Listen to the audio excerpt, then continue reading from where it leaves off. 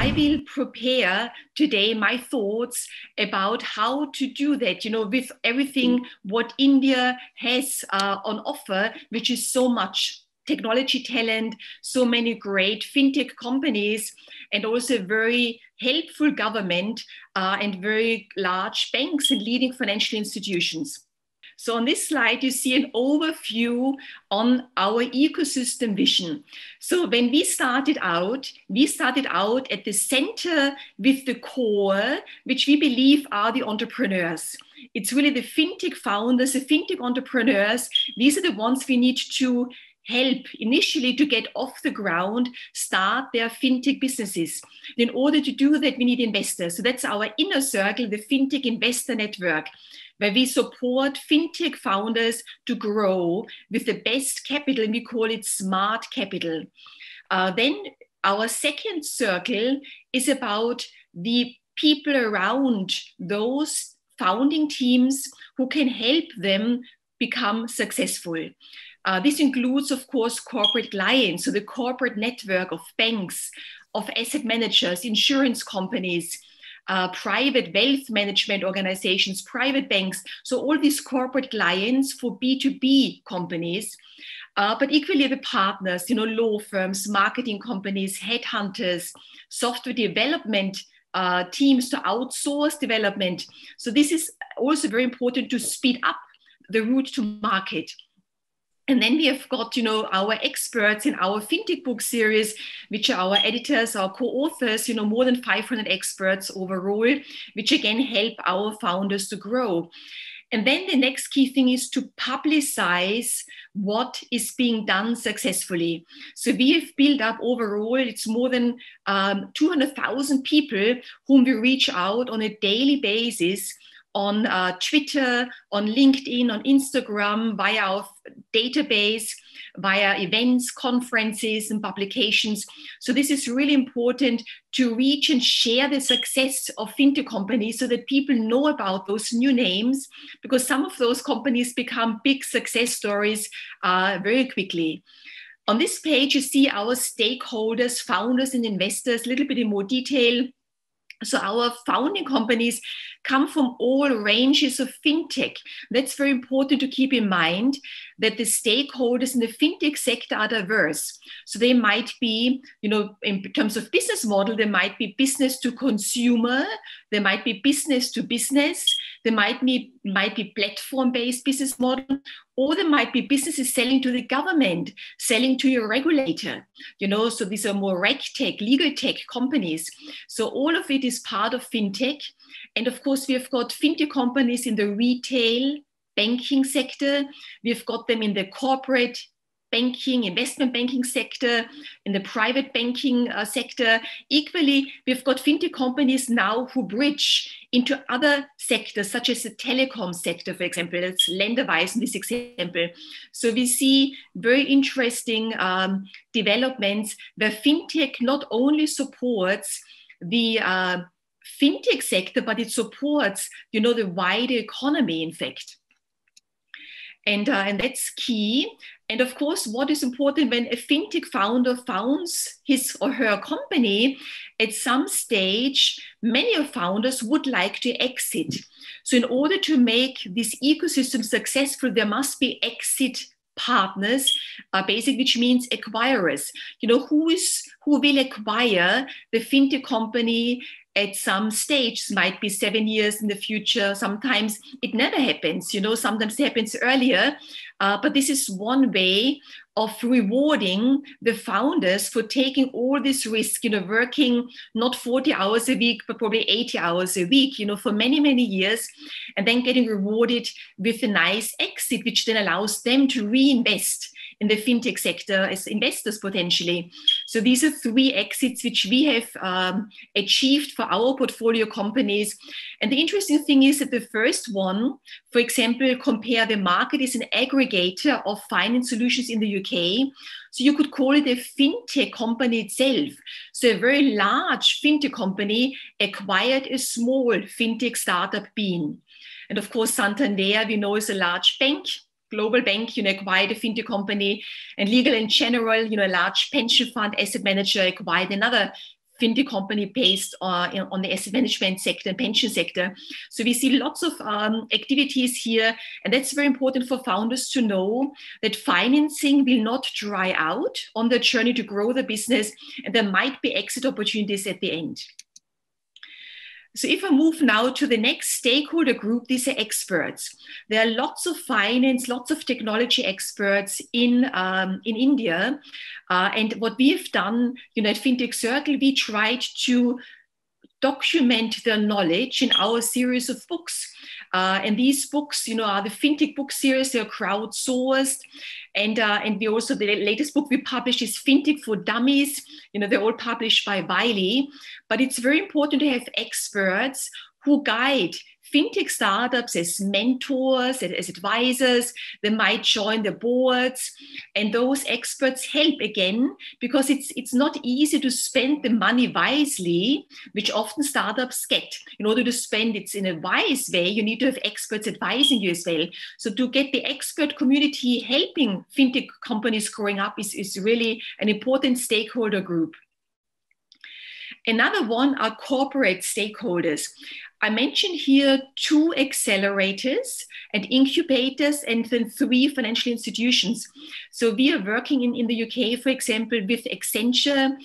They have launched a very good accelerator, which is called the FinTech Innovation Lab. In Europe, we're working with the Elevator Lab, which is the largest incubator accelerator in Eastern and Central Europe. We're also working with Société Générale. So Société Générale is a bank. They, for example, set up their own internal incubator, you could say. So their goal was to ensure that their own employees become entrepreneurs. And we call this actually intrapreneurs, because you don't want your top employees to leave to found fintech companies. Ideally, you want your top employees to stay in your bank, but then create new businesses, by becoming entrepreneurs in your bank, using the best fintech know-how and starting your own fintech startups inside an existing institution. So that's what we did with SocGen. We did it here in the UK, for their employees. BNP Paribas, for example, we worked with them on a global hackathon. So here the idea was to get the best fintech startups applying to solve challenges BNP Paribas faced and their clients faced. So very important, to reach out again to the fintech universe for solutions. And MasterCard again provides a fantastic scheme, to help entrepreneurs to get access to the expertise of MasterCard, as an example. So these are companies which are an example of what you can do. So it's not just selling into large companies, but there are lots of different ways of collaborating.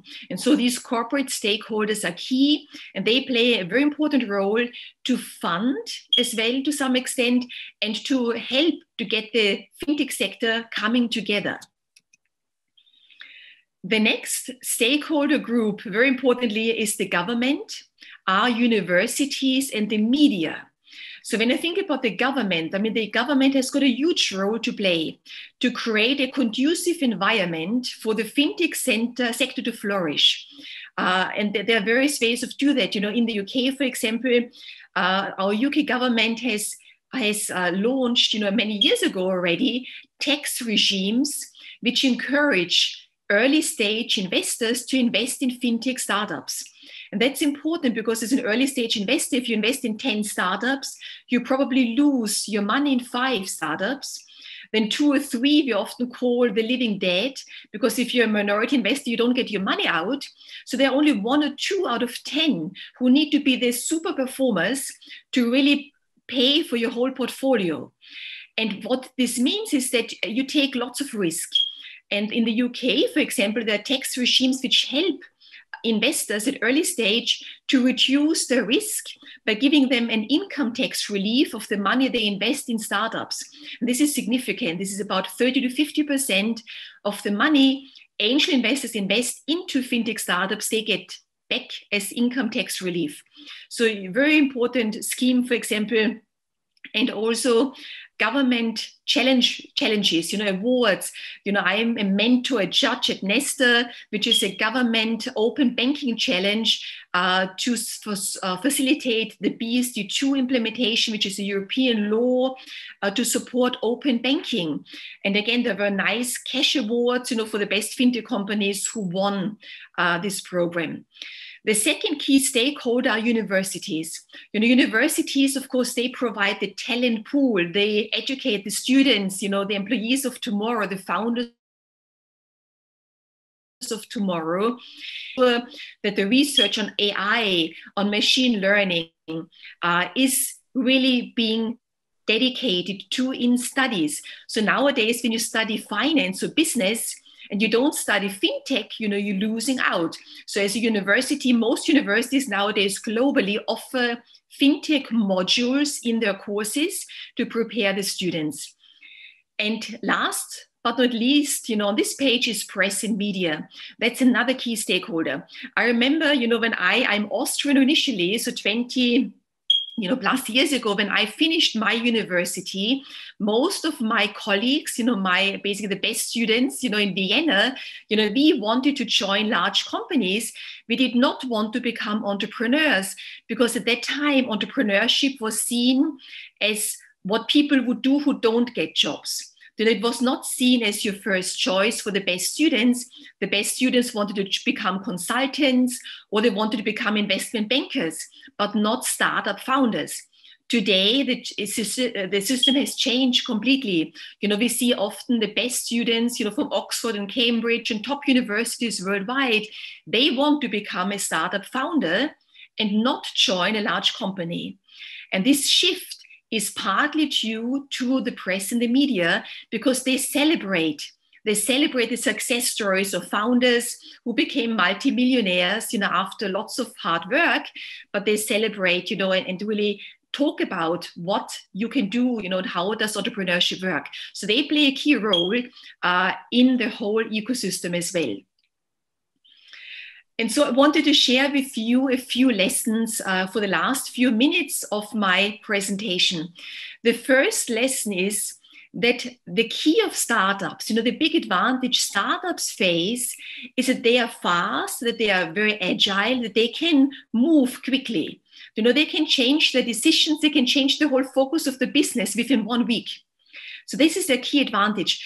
And therefore, it's important not to be slowed down. So if you're a startup, one of your key priorities is to focus because that you cannot, for example, if you're a business-to-business startup and you want to sell into banks, you cannot work with 10 banks. You only can work maybe with 1 or 2. So you want to choose the banks who are the most friendliest to startups. And one of the key things, for financial institutions to be friendly towards startups is to respect that startups, their necessity is to be quick, which basically means you need to also try to make faster decisions when you decide do you want to work with them or not. So it's much better to give a quick no, no, unfortunately we can't work with you, instead of prolonging and saying maybe, and maybe, and this takes months and months, and maybe after 6 months, it becomes a no, I'm sorry, but we can't work together. Because this wastes the startups very valuable time. And so very important to respect and try to be fast, in your decisions as an institution. And for startups to not be, reduced in their speed. The other key thing is to learn from each other. In the UK, for example, banks worked on speeding up the onboarding process for startups because what banks realize is that if I want to offer the best products and services to my millions of clients, why should I invent everything in-house? It's much, much better to choose and work with the best fintech companies because they've done the whole innovation work already. They've created the best products, but they're lacking the customers. So we can either white label their solutions under our own brand name and reach our millions of customers, or if the fintech company already has got a brand name, we can maybe co-brand, and reach out to our distribution network. And so the key thing is, we want as a bank, we want to be the one working with the best fintech startups, not our other competitive banks. And so onboarding is key. And as we know, startups often don't have 3 years financial statements, which normally would require, from a new company potentially to work with a large bank. So the whole onboarding process has to be much faster and has to be more appropriate for the stage startups are at. And so that's another key thing which we learned in the UK. One of our banks, they managed to create a 4-page form to create and onboard startups, which is fantastic, much, much better than 50 pages long documents, which would require lots of legal work to go through. And of course, startups don't have their own in-house lawyers, of course. So one has to be able to work together. The other key lesson is that stakeholders are fluid.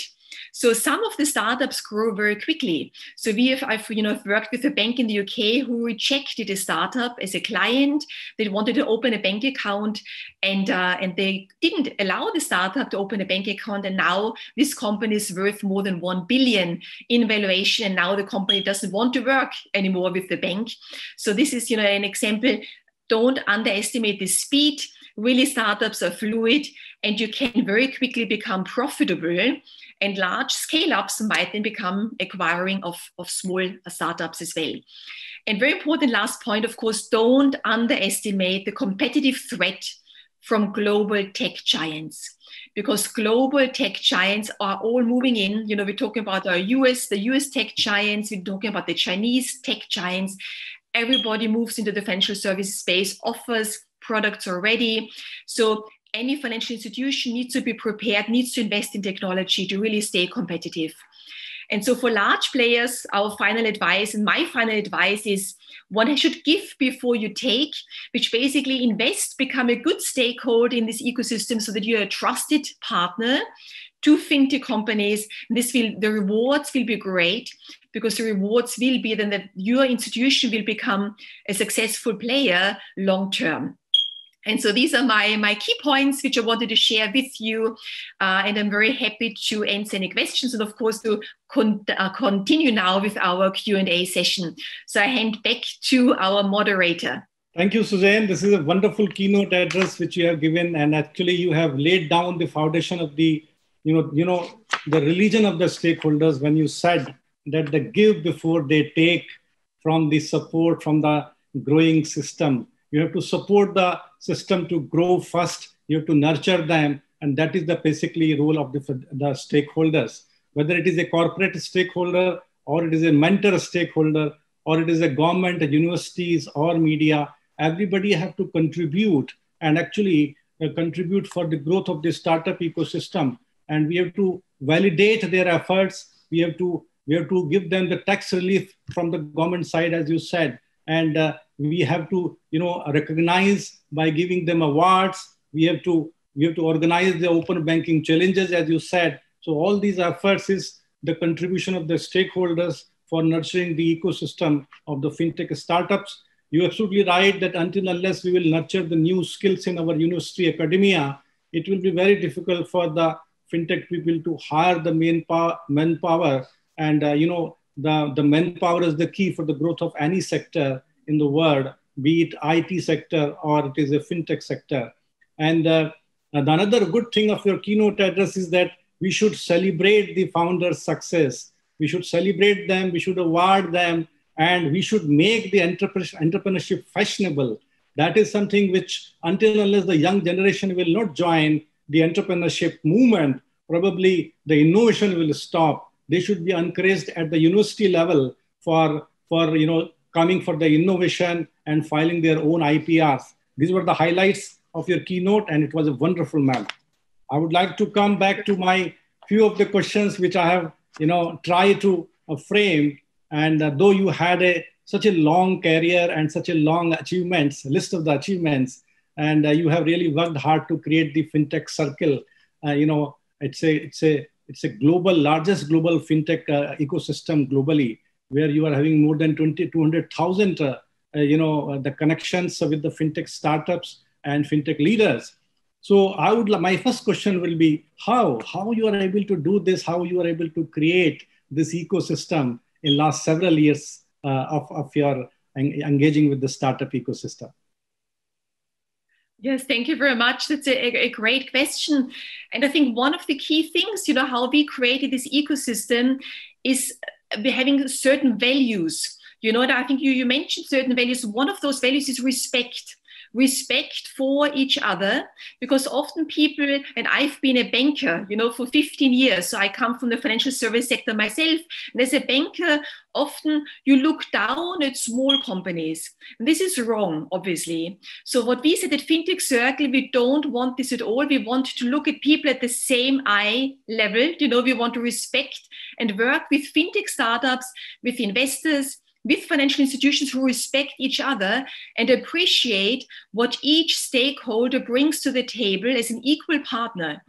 Because fintech companies are not anymore just tech suppliers. This was in the past. In the past, we talked about tech suppliers and they were kind of below their clients. But fintech companies, they are strategically important. They often have ideas large institutions don't even have. So they are equally strategically important. So this was our outgoing value proposition, that we want respectful, choice of equal partners. And then we said, because I've studied in the Silicon Valley at the time the internet was being invented.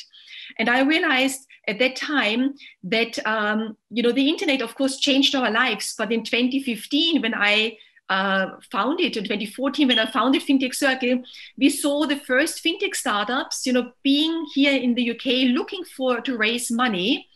And there were angel investor networks here, but they did not have fintech investors inside them. So the angel investors were all sector agnostic. So if you were a fintech company and you presented to a group of investors who do not understand finance or do not understand technology sufficiently well, they will never invest in a fintech company because they feel uncomfortable. So that's why, we said for our investor network, we need to get only the focus on the best fintech startups and the best fintech investors. And we want to bring both together on a regular basis, because then we can have a core stakeholder set, which really makes a difference, to the economy and to the world. So that's how we started out. And then we realized that many of our investors knew about, and also our startups, were focused on certain aspects of fintech, but didn't realize what else was out there. And this included myself. For example, I knew a lot about capital markets, about asset management, but I knew less about cybersecurity in fintech. And so we said, let's write the first book. This was in 2015. We said we need to be able to educate people who want to move into the fintech sector, and we want to make sure that our experts come together. So we wrote the first book on fintech worldwide, and we said, instead of having just one or two authors who could never cover the complexity of fintech in its entirety, we open up the process of writing a book to the experts globally. And experts globally meant, founders, meant investors, meant people in banking, who are working on cutting edge solutions. So we said it's an open competition, and it's open and democratic. So we had people applying from South America. We had authors from India, who wrote chapters for our first fintech book. And it was nobody had a guaranteed place. So we had very leading consulting companies who did not get in because their ideas were not interesting enough. But then we had small startups, small founders who were 3-5 people, but their ideas were skyrocketing. They were world changing, so they got a space in the book to write about their thoughts. So this is, how we start building the ecosystem from the center up, and growing it over time. And then, of course, building our global community, on social media, which is very important because it connects the world. And we are proud of our 200,000 followers, who can learn every day on LinkedIn, on Twitter, who can read about fintech trends, and where we can reach out and see what goes on in the whole world. Thank you, Susanne. You have very rightly said that, all the investors, they are actually sector agnostic. And when they are going to invest in a startup, they need a lot of information, a lot of feedback, and a lot of hand-holding probably. Investors also need a hand-holding. And probably if there is a platform which is available to support them and tell them the nuances of the fintech sector, probably that will be very, very encouraging. So that brings me to my second question, that at the core, you run an investor network. And then not only you bring in the investors and convince them to invest in the FinTech, but then there is a very bigger challenge in front of you, that how to select the right startup, how to select the right FinTech startup. And what is that valuation proposition which you are putting in? Because there are three types of the investors. There are a few people who wanted to be the angel investors, only seed funding they wanted to provide. And then there are the bigger investors. So how you would like, how you identify these FinTech startups so that all these three types of investors can get in? Yes, a very, very difficult question. And, the way we do it is number one, because in Europe, we are the only investor network which focuses on FinTech. So we have very nice deal flow. So the best companies apply to us on our website, which is fintechcircle.com. Companies can apply online. And then we get all these applications. And for the applications, we require 3 documents. The first document is an investor deck, your investor slide deck. The second is an elevator pitch, which is a 3-minute video, which our founders can record on their own mobile phone. And then they have to complete a questionnaire. And based on these application forms, we review those application forms, and then we select the top 16 companies. And these top 16 companies we invite to selection days, FinTech Circle selection days, which are run over 2 days, where we've got a jury of about 8 investors with us. And these 8 investors and myself, I chair the jury. We then review each of those 16 startups, and we ask them questions. They present to us. We do a Q&A. And then we choose the top 8, the top 50%. And what we are looking at are a couple of factors. One is the team. We want that the team is very strong. Ideally, that the team has got a competitive edge, so that the team has got something special, which is difficult to replicate in the knowledge, the expertise, the strength of the team, complementary skills. So we're looking at the team very much. The second thing is we're looking at the product and the solutions they're developing. And is it unique in the market? What is special about it? Because we see a lot of applications, so we see lots of FinTech startups, and many of the companies do the same thing as other companies. So it's very difficult to differentiate yourself. So we're looking for unique things, things you can protect.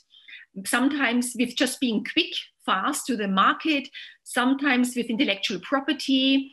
So we're looking, what is the special thing the company offers? Is the market big enough? Is the problem they're solving a big problem which needs to be solved and which they can charge money for? So we are looking, for companies also where the financials make sense long term. So it's okay to be loss making at the beginning, but long term, we want our companies to be profitable. We don't want to be just having loss-making companies forever. So we need to look at the so-called unit economics. Does it make sense? At what stage does a company break even? What are the unit economics? So what are the financials? And do the companies, build a very good business and financial model? And then what we look as well is the competitors, what competitors are out there, what valuations have those competitors achieved already, if they've been sold already, or, what can we see in the marketplace? And then, of course, we look at also what do our investors want to invest in? So, for example, we're looking at our investors. We've got lots of angel investors, but we're also working with venture capital funds. And we will start to work more with also the early stage private equity funds. And those investors looking for companies who are break even or who are starting to become profitable. So these are later stage FinTech scale-ups.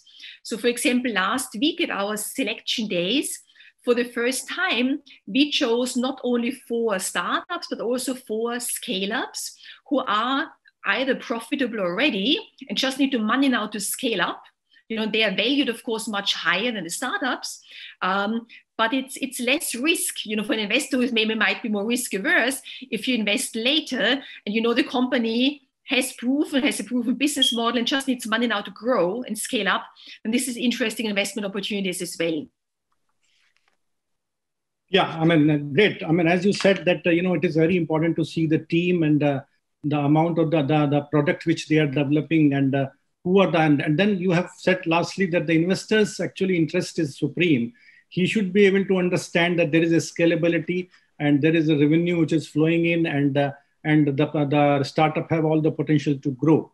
But over here, I would like to bring your fine attention to one of the, survey which has been done by a very famous a magazine, which I'm not remembering right now, where all the chief information officer of the very global banks, they have said that we would like to work with all the fintech startups in order to reach out to our customers. Probably they are not a competition for the banking system, but actually they are complementing their efforts. The banks, all the banks, to reach out to their customer and giving them a different experience of using the banking system. So do you feel that inclusion of these banking system in creating a problem statement, because there is a buyer's market, they are the transformer of this buyer markets. So do you think these people who are into the banking system, large banking system, they also play a role in giving a problem statements to these startups, and then it will become more easy for the investor to invest in them?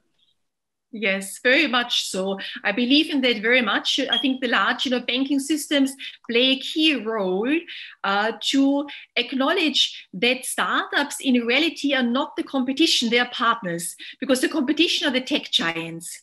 Those are the tech giants. I mean, from Amazon to Alipay, to Facebook, to Tencent and WeChat. Those are the competitors in reality. But the startups normally are the best partners who innovate and help you as a large institution to help you innovate much faster. So I totally agree with you. That's important that the banking system sees startups as an opportunity almost to innovate at lower cost, because you don't have the fixed costs of your own technology teams in-house.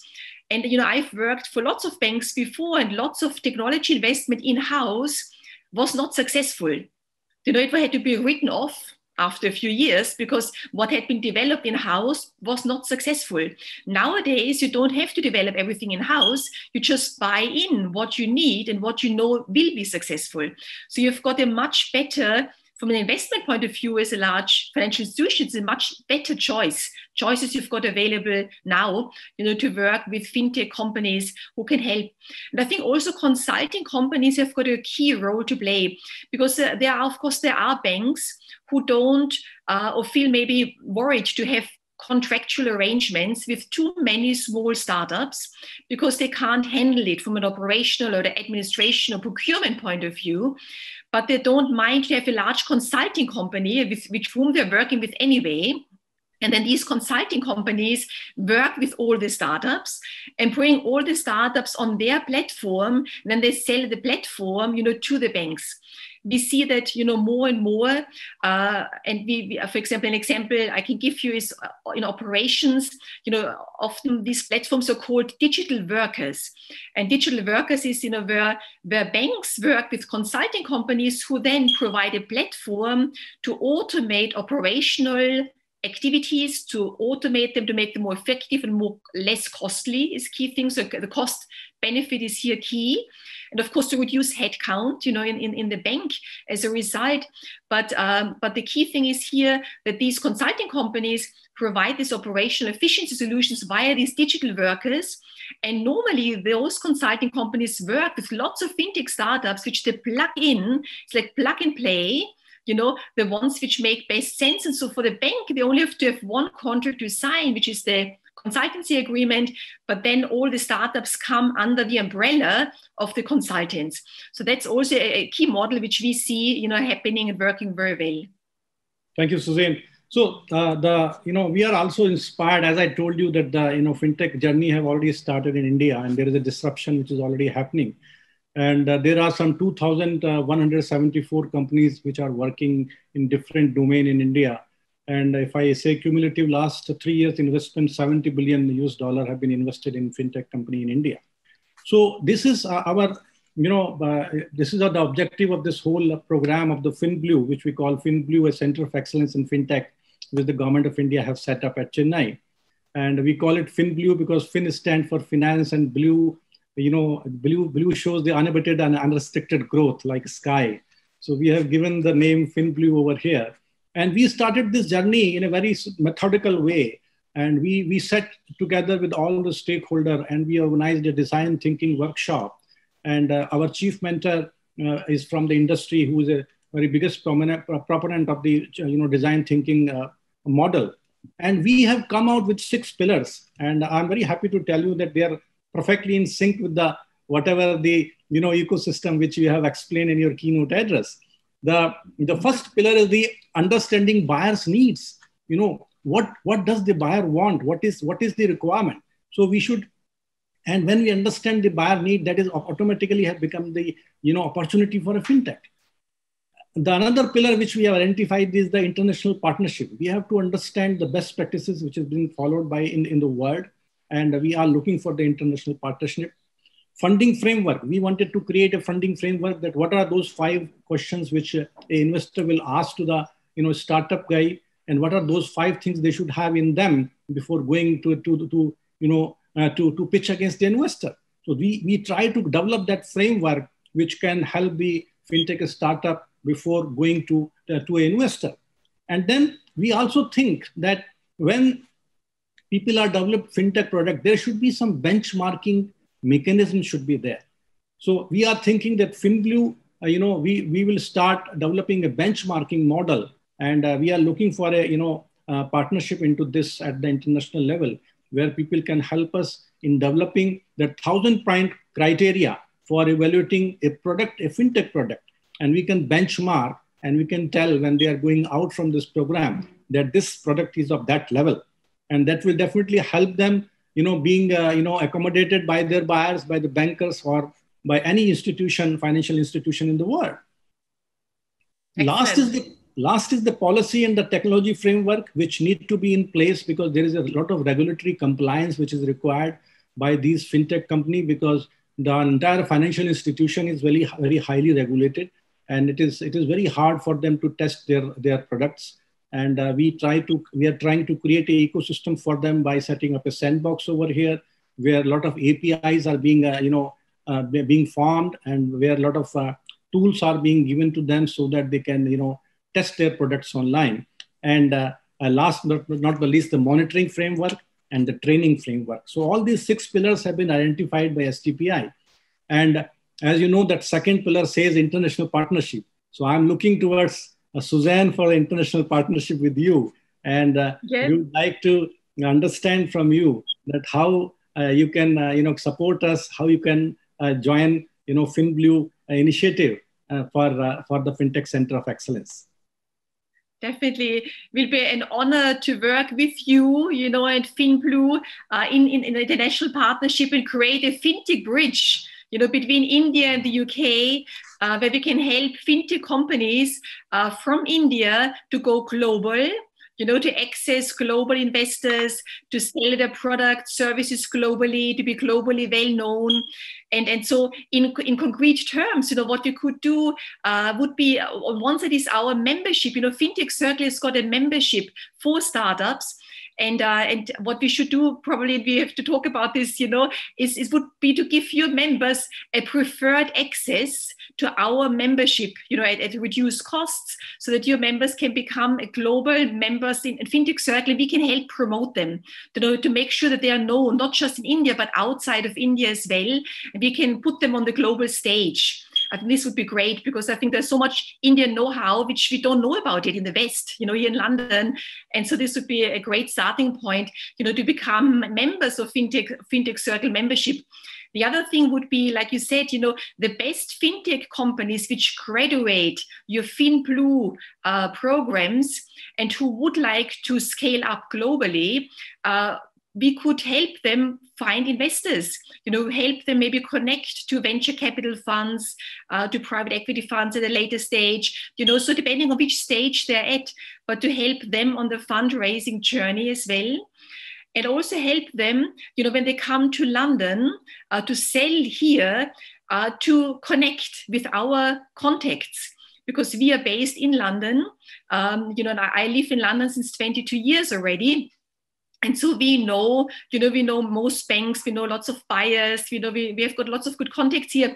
And often if you come to a country for the first time, you don't know anybody, you don't know where to start, So we can be the soft landing ground where fintech companies who want to come and explore opportunities and market entry into the UK, where we can support you on this journey and support your fintech companies on this journey. So I would love to work together very closely, because I think what you do with FinBlue is excellent. And I think the systematic approach and your 6 pillars you outlined covers everything which needs to be covered. You've got the best program in place. And so I think your fintech companies will benefit from that. And the whole economy, to be honest, in India will benefit. Because I think the competitive edge of a country depends on the quality of its startup ecosystem. So it's a really key investment for the whole country to encourage the fintech ecosystem to flourish.